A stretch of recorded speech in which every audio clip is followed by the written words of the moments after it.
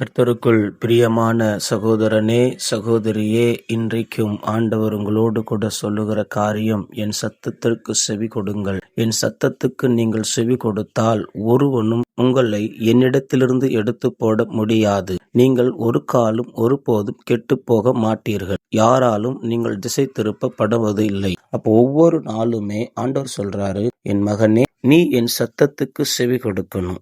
அப்போ என் சத்தத்துக்கு நீ செவி கொடு, நான் தான் பேசுறேன் அப்படிங்கறத நீ முதல்ல கவனிக்கணும். அப்படி நீ கவனிச்சு பார்த்தீங்கன்னா தான் நீ சிதறப்பட மாட்ட. இல்லைன்னா நீ சிதறி போயிருவ. உன்னை சிதறடிக்கிறதுக்காகவே நிறைய காரியங்கள் ஆயத்தமா இருக்குது. என் சத்தத்துக்கு செவி கொடுத்தீன்னா நீ மீட்கப்படுவ, நீ கெட்டு போக மாட்ட. உன் வாழ்க்கையில நீ ஒவ்வொரு நாளுமே தேவனுடைய சத்தத்தை கேட்க கேட்க என்கிட்ட ஆண்டவர் பேசுகிறார் அப்படிங்கறது நீ தெளிவா புரிஞ்சு கொள்ளுவ. அப்போ என்ன, எப்படி சத்தத்தை கேட்கல அப்படின்னு சொல்லி யோசிக்கிறீங்களா?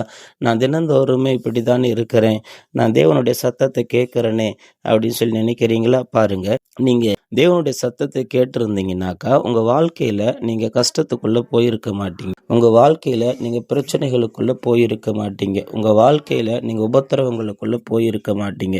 நீங்க சிதறி போனதுனாலதான் இத்தனை பாடுகள் உங்களுக்கு வருகிறது. வேதத்துல ஒரு காரியத்தை நீங்க திருப்பி பார்த்தீங்கன்னா, யோவான் 10ஆம் அதிகாரத்துல 27வது வசனத்துல இயேசு கிறிஸ்து சொல்லுகிறார், என் ஆடுகள் என் சத்தத்திற்கு செவி கொடுக்கிறது, நான் அவைகளை அறிந்திருக்கிறேன், அவைகள் எனக்கு பின் செல்லுகிறது. பாருங்க, இயேசு சொல்றாரு, நீங்க ஆண்டவருடைய சத்தத்துக்கு செவி கொடுத்திருக்கிறீங்க அப்படின்னு இயேசு சொல்றாரு. நான் உங்களை நம்புறேன், என் பிள்ளைகளை நான் நம்புறேன். என் பிள்ளைங்க என் சத்தத்துக்கு செவி கொடுக்கறாங்க, நான் சொன்ன பாதையில நடந்து வராங்க. அப்ப என் பிள்ளைங்க ஒரு நாளும் கெட்டு போக மாட்டாங்க. என் பிள்ளைங்களை நான் ஒவ்வொரு நாளுமே பாதுகாக்கிறேன். இயேசு பாத்தீங்களா உங்க மேல எவ்வளவு நம்பிக்கை வச்சிருக்கிறாரு. நீங்க இயேசுடைய சத்தத்துக்கு செவி கொடுக்கறீங்களாமா? இயேசு சொல்றாரு, நான் நம்புறேன் உங்களை அப்படின்னு சொல்லி. நான் சொன்னபடிதான் நீங்க நடக்கிறீங்க அப்படிங்கறதையும் நான் நம்புறேன் அப்படிங்கிறாரு. அப்போ நீங்க எப்படி இருக்கிறீங்க? கொஞ்சம் யோசிச்சு பாருங்க, நீங்க எப்படி இருக்கிறீங்க? ஆண்டவர் சொல்றபடி இருக்கிறீங்களா? அப்படி இருந்தீங்கன்னா அதுக்கு கீழே வசனத்துல சொல்லப்பட்டிருக்குது, நீங்க கெட்டு போக மாட்டீங்க, நீங்க சிதறி போக மாட்டீங்க, உங்க வாழ்க்கையில் ஆசீர்வாதம் இருக்கும். ஆண்டவர் காமிக்கிற பாதை உங்களுக்கு ஆரம்பத்துல கொஞ்சம் கடினமா தெரியும், ஆனா அது முடிவில் உங்களுக்கு நல்ல ஆசீர்வாதத்தை கொடுத்து, நல்ல பலனை கொடுத்து, நல்ல திருப்திகரத்தை உண்டாக்கும். அதுதான் தேவனுடைய வசனம்.